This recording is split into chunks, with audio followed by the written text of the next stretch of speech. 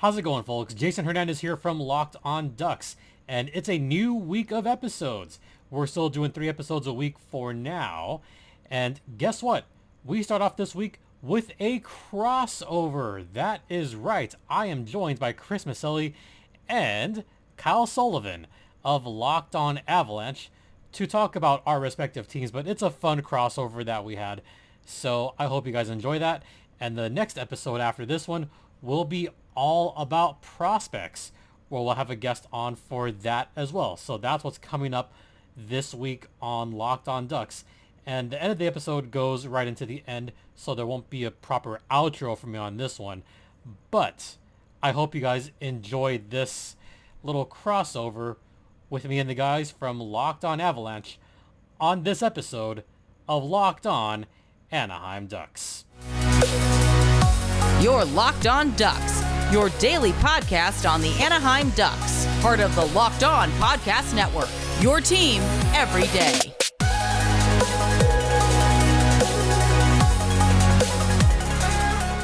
And yeah, like I said in the opening intro, it's our Locked On Summer Road Trip. Every Friday over the summer, we are doing a new crossover.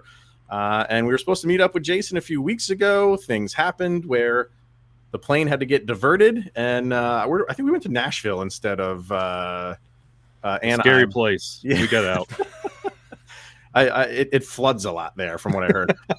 And then we turned back around, and we're heading back to Anaheim to meet up with Jason Hernandez. It's been a while since we've had you on, sir. How are things going for you? Better now. Yeah. in a multitude of ways, better for me personally. Better that hockey's starting, and better that we have finally shed ourselves from the I'm gonna tick off exactly 2 people. Yeah. We're away from the stench of the Dallas Eakins era, but we'll get to that later. Okay. I hope. Yep. Yeah, I you can see the rundown, and I joked with Kyle because outside of anybody, any of the players in Avalanche world, Kyle has a man crush on Trevor Zegras, and I joked that he only gets a few questions, but that's where I'm going to start. So maybe I'll take this one way from Kyle, and I think we have to start there, man. Like, what's going on? Because every day that this goes where he's not signed, it gets into Kyle's head a little bit more. Hey, anything is possible. Bring him over to Colorado. And even though 99.9999% of that happening is 0%, Kyle just, if you're not signing the guy, you're giving Mr. Shaggy Von Doon hope. Stop giving him hope. Sign the guy already. What's going on here, Jason? I will give my joke answer first. I mean, part of it is he's busy with his maybe new girlfriend, his new crush, whoever it is. What is that? Watching right? the U.S. Open. So, he's busy watching tennis. Yeah, So I'll that's sign part it of when the U.S. Open's over, basically. Come on now. Hey, you know what? Watching tennis live is kind of fun. It is. It can be. It is. So, Z's busy watching that. And also, maybe a little bit of his agent maybe just waiting to see what kind of deal he gets. But to your point, the longer you wait, the more that the team has the upper hand. Because optimally, you would want to sign that contract right away and get whatever money you think you deserve. However, time is running out. And I don't think Z is going to hold out for very long. And I don't think the team is going to hold out for very long. And I think what this does is eventually one side is going to cave. And typically when it gets this late into the offseason, usually it's a somewhat lower contract than you would have thought. So that's what I think is eventually going to happen. Yes, you're right. It usually is. But that's because the money is drying up. The well is drying up, and there's not a lot of money left. That's not the case for Anaheim. Nope. They got 16, according to Cap Friendly, 16.6 and some change million. Also, I want to point something out here. Yeah. Isaac Lundestrom got surgery on his Achilles, so they're going to use some of that LTIR if they need it. So in reality, they have closer to 18, 19 million in cap space right now. Whew. So what's... I'll ask the question again. I don't get it. Like, it's kind of baffling as to why this isn't signed. So what do you think the dollar amount is going to be? Just guesstimate. And is this going to be, what's the term going to be? If I were to make a guess, Yeah, I would say AAV 7 to 7.5 million. Wow. I think because the money is somewhat drying up as far as wanting to get him in action, I think it's going to be closer to maybe 7.5 million. As far as the term, I don't see any reason why the Ducks shouldn't go 7 years here. I mean, lock him up for the next 7 years, get him that long-term deal, and make him a Duck for as long as possible. So I would say at the least, 7 years, 50 million. I could even go as high as 7 years, 55 million. I could easily see that happening as well. And I think that'd be a good deal for Trevor Zegras and the Anaheim Ducks, personally, because you're going to lock him up for a long time. You're going to nail down one of the top scorers on your team who could be a top 6 for years to come. And he's still young. He's 22, guys. Right. 22. And here we go, Chris. Here we go. Okay. And when it comes number one. to here we go. Number one, when it comes to Z, and when it comes to the off season that the Ducks had with the John Gibson, everything that's going in and out of that camp, and the comments going around, and that documentary that dropped, the Once Upon a Time in Anaheim, where it really didn't paint the organization in the in the greatest light, like in competency. And when all of that going around, wouldn't you want management to sign, like get out in front of this signing? Like, this is the best thing to happen to Anaheim in a long, long time. Not just what he can provide on the ice, but he's cool. He's got swagger. He's my spirit animal. Like, it's what kids are like looking at when you're growing up in the game. Like, you could be your Connor Bedards, you could be your Connor McDavids, the hockey robots, your Nathan McKinnons. But then you can also approach it like Zegras does, and it's just like a thing he does, but the dude abides other places. It's like, would Anaheim not have a little bit of pressure to lock him up and make him like a 7 for 7, 8 for 8 even? Because this is something that gets eyes on the Anaheim Ducks again and makes them cool and relevant again. Aside from the fancy plays, the fancy flying Zegras, put that aside. Put aside the, lacrosse goals. Put aside all of that. And by the way, Z became my spirit animal when he, crap talked Team Canada before World Juniors. Yeah. And he said, they haven't faced a team like us. And what does he do? Wins gold.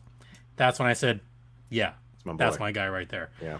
So I love not just the swag, but I love the overconfidence. He is oozing with confidence. Even when the Ducks were terrible, he was still putting up video game stats for some games. And I think that's you hit on the head. That's something that the fan base can get behind. They can get behind someone that has that kind of confidence, someone that can give the fans hope and say, you know what?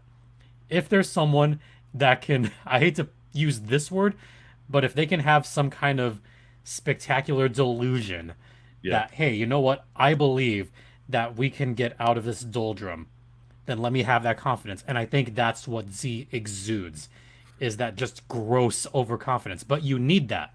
You don't want to have someone say like, oh, we're going to be terrible. We're not going to be that good. We'll get a few wins here and there. No, you don't want that. You want someone that doesn't give the typical answers like, oh, we just got to work hard and get pucks in deep, play 200 feet. No, we don't want that. We want the kind of answers that Z gives during post games. We want someone that can give hope and give Ducks fans a reason to watch games and watch post games too. Because sometimes Z's post games are really good. And to answer another question that you might have, you want someone that's going to get behind your teammates. Yeah. I think about this all the time. That stupid game against the... Oh, wait, it's a new month. I'm allowed my one, Robin. The Phoenix Coyotes and their stupidness. That whole Jay Beagle episode that happened. Yeah. And I love that Z defended Troy Terry and said, you know what? You don't go messing with our guy. That is our all-star. That's our top scorer. He defended him to the core. So also something that you want in the locker room. That's going to be behind you 24/7, 366. Well, anyone that annoys John Tortorella is good in my book, and it seems like Zegras does that like on the daily. And yeah, like he has that swagger, and he's not afraid to speak his mind. And even in the All-Star game or the All-Star festivities, he's tweeting. Like I can't remember exactly what the tweets were verbatim, but he was basically like, "This is boring," because of what he did the year before, which was like otherworldly, and you like that.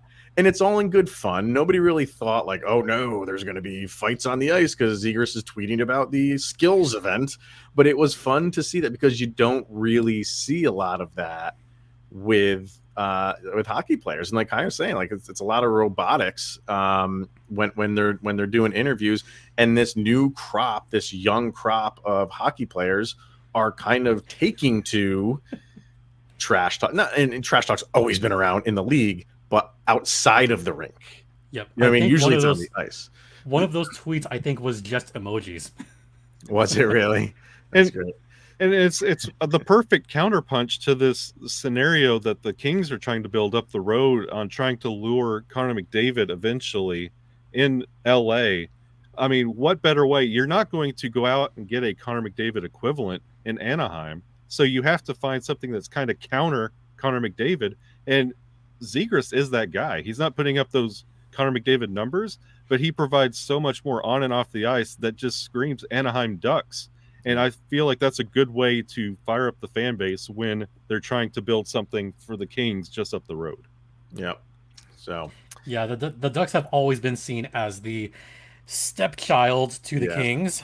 Yeah. Except for 2007, of course. But they've usually been seen as the stepchild, especially after 2012 and especially after 2014. And even now, I could hear the Kings fans. Oh, look what we're doing to the Ducks. Ha ha ha ha ha. You're in last place.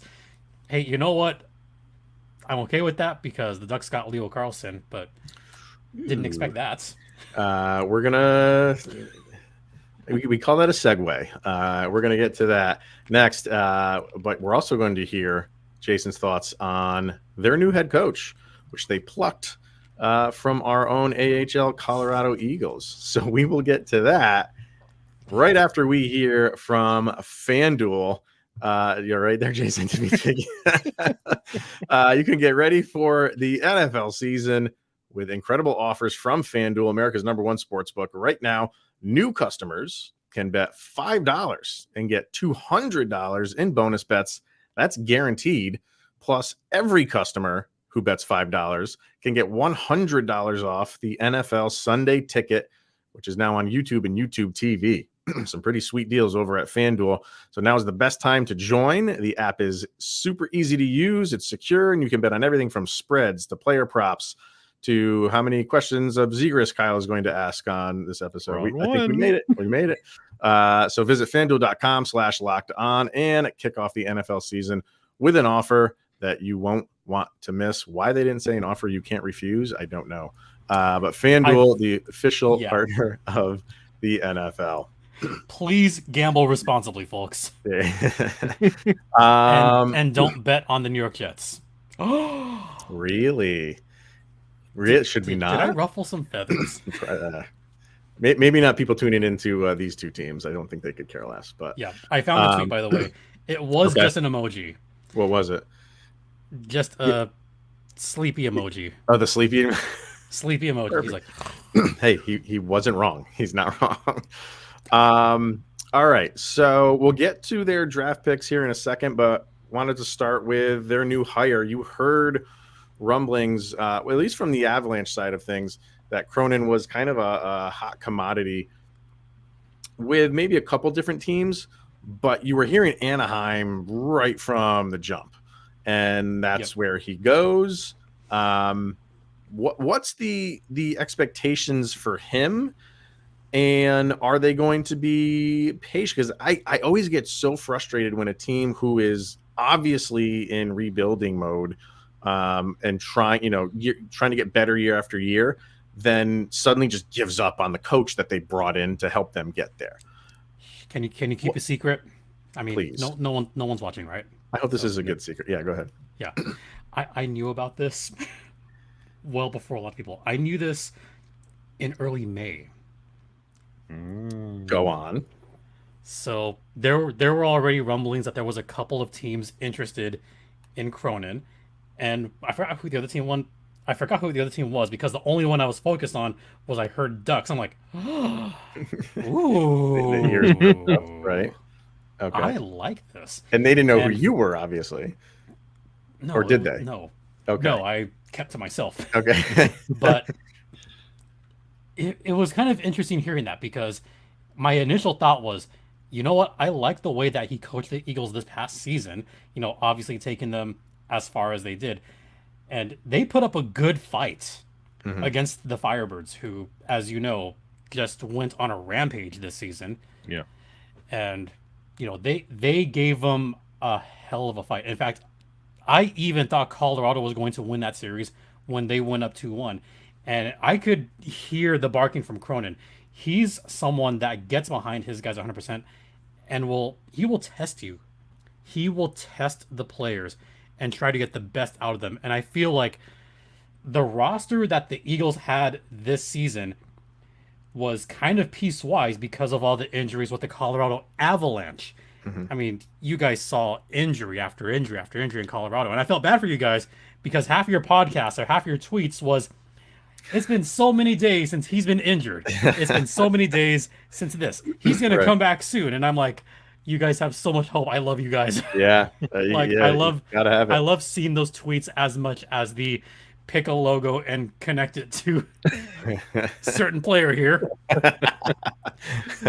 But right. I saw the number of injury tweets. So the Eagles, I think that's where CHL guys. Yeah, and that's where he, I think, got a lot of looks because for a couple of reasons. The Avalanche had so many injuries at their level, obviously, which, in turn was just taxing on the AHL team, and they were sending guys back and forth. So to be in the position that the Colorado Eagles were, with all of that turnover going up and down, and he kept that team together, and they also sent guys down that just were not cutting it, that they were expecting to, back down to the AHL, and they'd send them to him and be like, figure him out. And for the most part, he would. Alex Galchenyuk had a great season with him. Right? But it's like, come on now. I was impressed with Galchenyuk. Yeah. I mean, imagine me being a new AHL announcer, and there's one game where I don't know half the guys on the roster because the Eagles at one point had 3 PTOs on their lineup. I'm like, what is going on? And like 4 more that had just come up from the ECHL. I'm like, gosh, dang it. Like, I don't know these guys. Yeah. Like, I got to ask the team PR, like, how do you pronounce these names? The fact that Cronin got as much as he got out of that roster, impressive. Props to him. And you kind of think that has to go into the logic with everything that we said previously. By the way, this is going to be number 2 about Zegras and that youth. You are putting him at the NHL level with there's some youth with this team, with Zegras and Terry, and of course this is everybody's reminder. Kaloran is a member of the Ducks, and Ryan Strome. For Avalanche listeners, you're not thinking about it. You're not it's not something but there are some veteran, really good pieces on this Ducks team as well. So that balance of youth and really getting behind the players and that veteran talent, this is a perfect situation for Cronin to really thrive with how this team's made up. Because as you mentioned, the Eagles were decimated because the Avalanche were decimated, and he still made the Eagles work. And that's what that kind of mindset you need in Anaheim to make that team work. So do you think Cronin has a long runway to kind of go back and forth and make this team work the way he wants it to? I think the Ducks makeup right now is it's a Cronin team. Yeah. You have, as you mentioned, a few veterans coming in. You have a couple of signings, one from Tampa, one from Florida in Gudas. I don't hate the makeup of this team, and I think Cronin is going to try to utilize that bit of toughness that the Ducks just got in free agency because that's how the Eagles played. That's Cronin's style. He likes to mix it up. He likes to bang bodies whenever possible. But also, you mentioned Galchenyuk, and you have a couple of similar type young guys on this Ducks roster that could make some noise. So I'm not going to say my expectations are high yet, but I have some fairly good expectations because I saw what he did with the Eagles. And I would think they're not going to be in the cellar this season. Not even close. Okay, that's good. So let's get into like how long it will be before they are contenders. Yeah, if they're not going to be in the basement, you expect them to improve. That's what you want to do when we're a team that the Ducks are at right now, right? So they can't be any worse than last. Right. Okay. So talk about their draft picks. I think a lot of people were surprised they went with Carlson. I'm gonna be and I was talking about this with Hattie from our Locked On Prospects show, and I was saying, like, don't be surprised if Anaheim doesn't take Fantilli at number 2. And the only reason I was saying that is because when they went and took McTavish, that was a surprise. Yep. So that was one that nobody thought that they were going to take him there. So I'm like, okay, it's a very short history. Maybe they have a longer history if you know more than me. But that pick made me think the Ducks are a wild card here. And not that Carlson is a bad pick by any stretch. I think a lot of people had him going 3, right? If he wasn't going 2, he was going 3. So it's not like he was, in the 20s or something like that. But it was a little bit of a surprise because I think people were thinking, like, if not for Connor Bedard, Adam Fantilli would be the clear-cut number 1. Oh, absolutely. So this was almost, people were comparing this to the McDavid and Jack Eichel, like version 2.0. And here come the Ducks, and they flip that on their head. Are you okay with the pick? Are you happy with it? And just kind of summarize their draft selections for this year. I'm okay with the pick, honestly. And I'm not surprised that the Ducks were a wild wing card in all of this because they've pulled stuff like this. Mason McTavish going 3rd. Even last year, Pavel Mintyukov at number 10. That was a surprise to some as well. And this season, going with Carlson instead of Fantilli, I'm okay with the pick. Yeah, I'm more okay with this pick because I did imagine a scenario where the Ducks would take Carlson because he has a little bit better speed, and Carlson has played, with grown men in the Swedish league. And the Ducks have had a history of drafting Swedes in the past. They had Rickard Rakell for a while. They had Hampus Lindholm, who we miss. They have Isaac Lundestrom, who I mentioned is on the injured list. So, the Ducks used to have this kind of, just sense of, oh, they're going to draft a Swede at some point. Here's another Swede coming, the super Swedes of the Ducks. That kind of used to be their thing. And for me to see Carlson go 2, I wasn't super surprised. At that point, I was about 60-40. They were going to go Fantilli, but I wasn't shocked at all. And I'm fine with the pick. As far as the other picks are concerned, I feel like the Ducks left a little bit on the table with some of their other picks this season. Carey Terrence and then Damian Clara, I think, are choices. There were some guys left on the board there. They're not bad choices. And then Petre right after that. I would rate the Ducks draft this year at maybe a B-. If I can go there. That's not so. That's okay. Yeah. Go ahead, Kyle. Okay. I'm talking about the draft and this future of the Ducks, and then I'm still digesting. You said the Ducks aren't going to be in the basement anymore. I know what the future looks like. We know what Cronin looks like. We know with the youth of this team, but let's address the elephant in the net. What's going on with John Gibson? And it's not going to be Stalock, is it? Oh, God, no. Is Gibson... what was that whole thing about, man? Okay, so there was a report that came out that Gibby wanted out.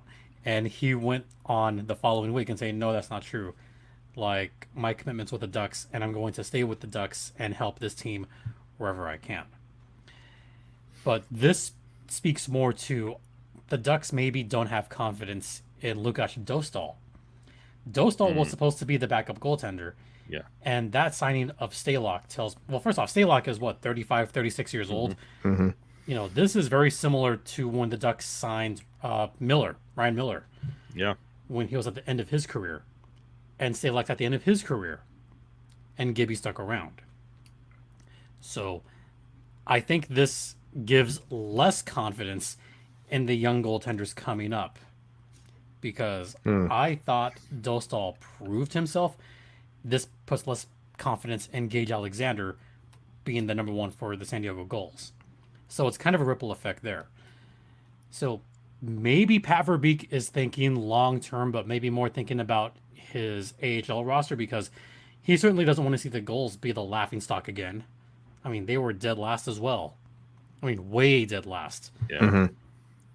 So maybe that ripple effect has to do with that. But, you know, once Gibby came out on a couple other interviews and said, no, I'm going to play in Anaheim, I will be a Duck for this coming season, I think gave a sigh of relief. But I think Pat Verbeek knows that at any moment, you know, Gibby could say again, you know what, this rebuild sucks, I want out. Absolutely. Yeah. I mean, as a So goalie, there's now that fear. it's got to be, you know, seeing what's going on in front of you for the past handful of seasons. If you get the mindset that it's just not getting any better, why would you want to just stick around and continue just getting beat night after night? I mean, that goes for anybody, but I just feel like it's even more so for the goalie position. And for someone that could go somewhere and help a team, you know, Anaheim was going to have to soak up some of that salary, I'm sure, if they do eventually get rid of him, if they ever do. But it's good for him. You know, good for it. Like, it came out and he got in front of it and was like, no, this isn't true. I don't really want to go anywhere. Let's see this thing through for maybe another year or two. Yeah, just don't pull in Angels and, you know, keep them for too long and lose them for nothing. Yeah, exactly. So how long? You know, next year you're expecting improvement. If you continue to get improvement, you have, you know, a nice young core, at least, if they keep improving. How long before the Ducks are back into the postseason? We don't expect it this year.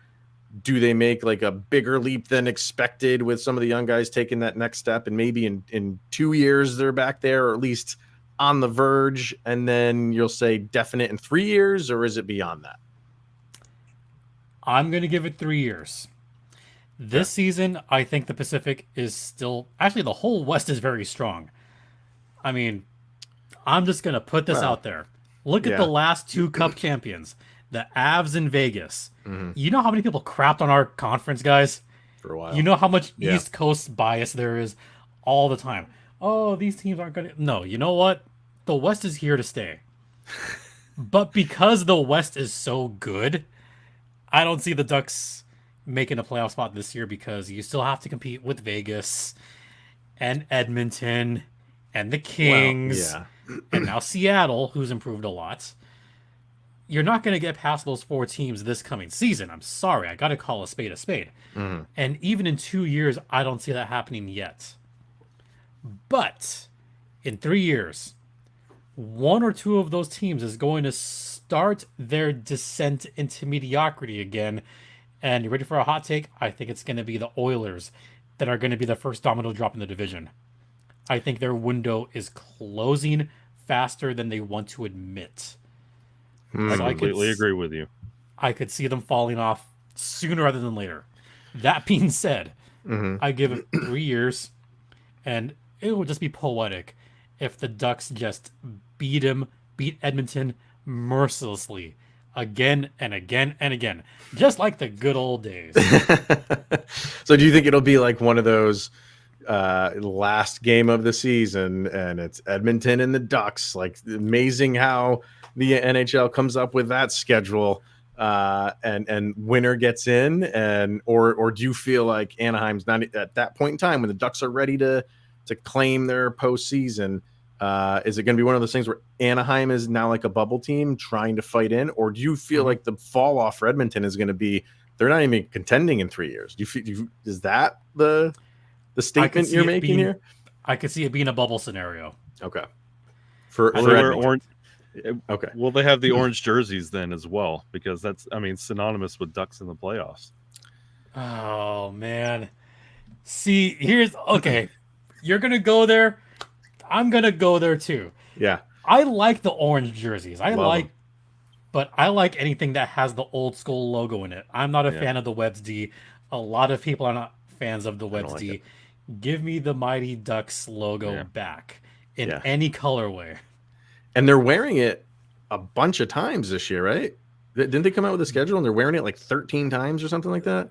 So that's not the Wild Wing jersey. That's their 30th anniversary alternate jersey. That's the one I'm talking about. Yeah.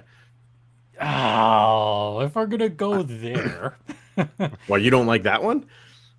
I like it, but I don't love it. Okay, it's fair. I think roundel logos work for a lot of other teams. I don't think the Ducks are one of them. I'm sorry. You got to give me the original OG logo. Yes. Kind of like how. Okay, and Kyle, I'll ask your opinion on this because I see in the background your reverse retro jersey, not a roundel, but that one at least works because it is the state seal of Colorado. Mm-hmm. I don't think Colorado's the type of team that would be good with a roundel logo, right? No. That's how. No. And that's how I feel about the Ducks. Okay. I don't think a roundel logo works for that particular team. It works for some teams, like Columbus's roundel logo, their alternate. That one looks really good. I love that jersey. Yep. So it only works for some teams. Yeah. Ducks, not one. It feels like a practice jersey. I understand. Yeah, definitely. It really does. I mean, I do like they went back with the old eggplant and jade. That's fine. That combination, so good. No, so good. The 25th jerseys, those were nice. Yeah. Yes. Because they went black eggplant and jade. Like, oh, it looks so good. They normally do well. I'm with you though. I don't like the current webbed, D logo. I'm just not a fan of that. It just doesn't. It's not pleasing to the eye for some reason. So, no, give the fans what they want. Exactly. Just like one of my other favorite jerseys, the Nordiques. It only took us 20 plus years to get that. Come on now. Come on, those look brilliant. Good. Brilliant. Those were gorgeous. All right, let's wrap it up there. So, Jason, glad we could finally catch up with you after it's been too long since we did one of these. So, we'll catch up at some point during the season. And if nothing else, if maybe the Ducks won't win a ton of games, but they will have some highlights. You can be sure of that with some of the players that they have on that team. So, throw out where people can follow you over on the socials.